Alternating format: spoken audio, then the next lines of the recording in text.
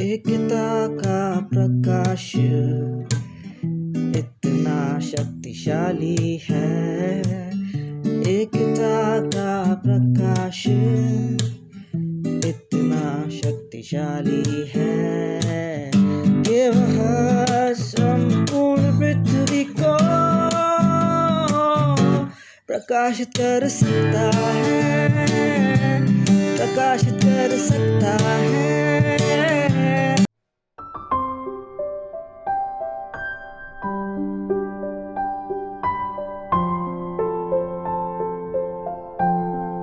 नमस्कार विद्यार्थी मित्र मैत्रिणींनो, माझ्यात असलेला नेता या सेशन मध्ये तुम्हा सर्वांचं मनापासून स्वागत आहे। पुढे जाण्यापूर्वी आपण पहिल्या सेशन मध्ये काय चर्चा केलेल्या आहेत ह्याच्या आधीच्या त्याचा थोडासा एक छोटासा रिकॅप घेऊया। व्यक्तिमत्व म्हणजे काय, व्यक्तिमत्व विकास म्हणजे काय, तुमचं खरं व्यक्तिमत्व तुम्ही कसं ओळखायला पाहिजे, या सगळ्याबद्दल आपण चर्चा केली। व्यक्तिमत्वाचे 4 प्रकार आहेत ते सुद्धा आपण समजून घेतले। मग त्याच्यातलं तुमचं खरं व्यक्तिमत्व काय आहे, कोणतं आहे हे शोधण्यासाठी काही टेस्ट आहेत किंवा चाचण्या आहेत, त्याच्याबद्दलही तुम्हाला माहिती दिली गेलेली आहे। त्याचप्रमाणे एक ऍक्शन प्लॅन, व्यक्तिमत्व विकासासाठी एक कृती आराखडा तयार करून कसा तुम्ही सक्रियपणे स्वतःचं व्यक्तिमत्व विकास घडवून आणू शकता ह्याच्याबद्दल सुद्धा आपण चर्चा केली। आणखीन एक छोटीशी महत्वाची आपण चर्चा केली ती म्हणजे काही टिप्स तुम्हाला दिल्या गेल्या, काही गोष्टी ज्या आहेत ज्या तुम्ही दैनंदिन जीवनामध्ये त्या स्वतः करू शकता आणि त्यामुळे तुमच्या व्यक्तिमत्वामध्ये फरक कसा पडू शकेल हे सुद्धा आपण समजून घेतलं।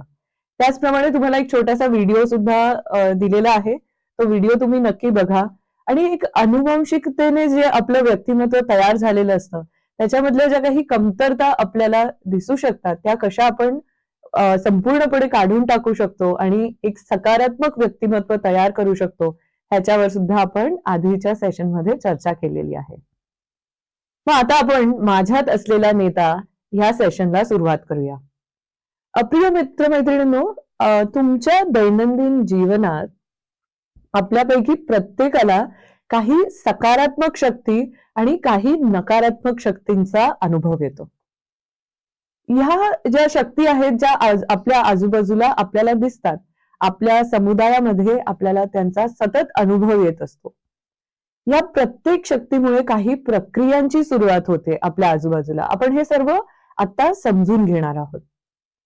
मग ह्या ज्या प्रक्रिया आहेत त्याच्यातली एक जी प्रक्रिया आहे ती म्हणजे उभारणीची प्रक्रिया, काही नवीन निर्माण होत असतं। किंवा दुसरी जी प्रक्रिया जी सुरू होते त्याच वेळेला ती आहे विनाशाची प्रक्रिया। त्यामुळे या शक्तींमुळे काय होतं, परत एकदा मी तुम्हाला सांगते की काही प्रक्रियांची सुरुवात होते, त्यातली एक प्रक्रिया उभारणीची असू शकते किंवा मग विनाशकारी सुद्धा प्रक्रिया असू शकते। एक उदाहरण बघूया। जेव्हा आपण एखाद्या व्यक्तीकडून प्रेमाची सकारात्मक शक्ती अनुभवतो तेव्हा काय होतं, आपण ते प्रेम इतरांप्रती सुद्धा दर्शवतो। तुम्हाला हे नक्कीच पटलेलं असेल। त्यामुळे प्रेम हे काय आहे, ही सकारात्मक शक्ती आहे, ती आपल्याला मिळाल्यामुळे आपण इतरांच्या प्रती सुद्धा प्रेम दर्शवतो। त्याचा परिणाम म्हणजे आपले जे नातेसंबंध आहेत इतरांसोबत ते अधिक चांगले होतात, त्यांच्यामध्ये सुधारणा होते। पण दुसरीकडे जर आपण भेदभावाची नकारात्मक शक्ती अनुभवली तर आपल्यामध्ये अतिशय निराशा निर्माण होते आणि कधी कधी ना आपण इतके अस्वस्थ होतो की इतरांसोबतचे आपले जे काही चांगले संबंध असतात, एक उबदार नातं असतं इतरांसोबत, ते नातं हे नष्ट होतं। आणि सगळ्यात वाईट परिस्थिती ह्याच्यामध्ये काय होते की संघर्ष निर्माण होऊ शकतो, भांडण तंटे निर्माण होऊ शकतात। तर आता तुमच्या लक्षात आलेलं आहे की सकारात्मक जी शक्ती आहे त्याच्यामुळे विधायक गोष्टी घडतात, नकारात्मक शक्तीमुळे विनाशकारी प्रक्रिया सुरू होतात। ज्या प्रक्रिया समाजात असलेल्या सकारात्मक शक्तींमुळे घडत आहेत त्या प्रक्रियांना आपण विधायक म्हणजे चांगल्या प्रक्रिया आहेत असं म्हणतो। ह्या प्रक्रिया काय करतात, ह्या प्रक्रिया सर्व लोकांना एकत्र आणतात, अधिक जवळ आणतात। जागतिक स्तरावर सुद्धा या सकारात्मक शक्ती जागतिक संस्कृती करण्यास योगदान देतात। किती महत्वाचं आहे हे। अशा प्रक्रियेची जर आता आपण उदाहरणं बघायला गेली तर वेगवेगळ्या NGOs आहेत त्या एकत्र येऊन काम करत असतात. अनेक जेव्हा संकट येतात आपल्या जगासमोर, जेव्हा संकट येतात त्यासाठी अनेक राष्ट्र जी आहेत ती एकत्र येऊन काम करतात. आणखीन एक प्रश्न आहे तापमान वाढीचा. त्या तापमान वाढीच्या ती तापमान वाढ होऊ नये, कमी व्हावी यासाठी सुद्धा जागतिक स्तरावरती अनेक राष्ट्र एकत्र येतात आणि त्याच्यासाठी काम करतात. ही काही उदाहरणं आहेत जी विधायक प्रक्रियांची उदाहरणं आहेत. मग इथे शक्ती कुठल्या आहेत? ज्या सकारात्मक शक्ती आहेत ती म्हणजे एकतेची शक्ती आपल्याला इथे दिसून येते.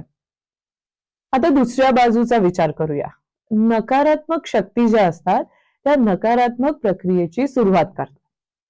ह्याची उदाहरणं तर आपल्या आजूबाजूला आपल्याला अनेक ठिकाणी दिसून येतात. उदाहरणार्थ जातीय सांप्रदायिकतेच्या नकारात्मक शक्तीमुळे जातीय संघर्ष होतो. ही किती ऍक्च्युली ही जी परिस्थिती आहे किती वाईट परिस्थिती आहे, दुर्दैवी परिस्थिती आहे. त्यामुळे काय होतं, निष्पाप आणि वृद्ध लोकांच्या मालमत्तेचं नुकसान होतं, त्यांचं स्वतःवरती त्यांच्यावरती अनेक परिणाम होतात. आपण आजूबाजूला ह्याच्याबद्दल बघत असतो, वाचत असतो. जेव्हा तुम्ही जो पेपर असतो, न्यूजपेपर असतो, तो सुद्धा उघडता रोज सकाळी जेव्हा वाचण्यासाठी बघता, तेव्हा ह्या प्रकारच्या ज्या विनाशकारी काही प्रक्रिया आहेत त्या आपल्याला दिसून येतं. सो तात्काळ परिणाम ह्याचा काय असतो? ह्याचा तात्काळ परिणाम म्हणजे विनाश. सांप्रदायिकता मानवी कल्याणासाठी अडथळा आहे असा संदेश आपल्याला मिळतो. आणि आणखीन एक चुकीचा म्हणजे ती कधीही अस्तित्वात असू नये हे सुद्धा आपल्याला लक्षात येतं की हा जो भेदभाव आहे, हा जो द्वेष आहे, हे सर्व हे एक नकारात्मक शक्ती आपल्या आजूबाजूला आहे जी कशामुळे तयार होते? सांप्रदायिकतेचा चुकीचा अर्थ आपण समजून घेतल्यामुळे.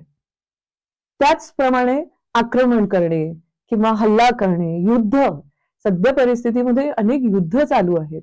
अशा नकारात्मक शक्ती पुढे काय होतं? ह्या प्रक्रियेतून मग पुढे युद्ध सुरू होतं, रक्तपात होतो आणि अशा प्रकारचं नकारात्मक जे काही वातावरण आहे ते संपूर्ण जगामध्ये पसरतं.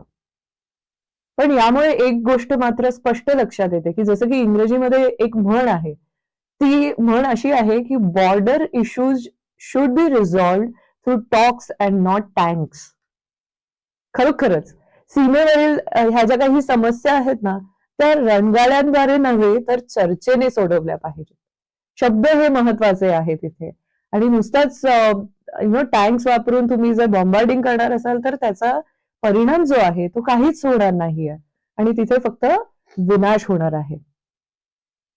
म्हणूनच प्रिय मित्रमैत्रिणींनो, नकारात्मक प्रक्रिया जुने विभाजित जग नष्ट करत आहे आणि अधिक चांगली एकसंघ संस्कृती किंवा सभ्यता निर्माण करण्यासाठी रचनात्मक शक्तींसाठी मार्ग मोकळा करत आहे.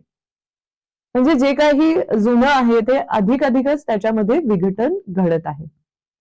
मग तुम्हाला इथे एक छोटीशी कृती करायची आहे. ती म्हणजे तुमचा जो अध्ययन जोडीदार आहे, लर्निंग पार्टनर, त्याच्याबरोबर आता चर्चा करायची आहे की तुमच्या दैनंदिन जीवनात अशा ह्या ज्या दोन प्रक्रिया आहेत, विधायक आणि विघातक, ह्या कशा एकमेकांसोबत घडत आहेत व त्यांचा तुमच्यावर कसा परिणाम होत आहे ह्याची काही उदाहरणं तुम्हाला द्यायची आहेत.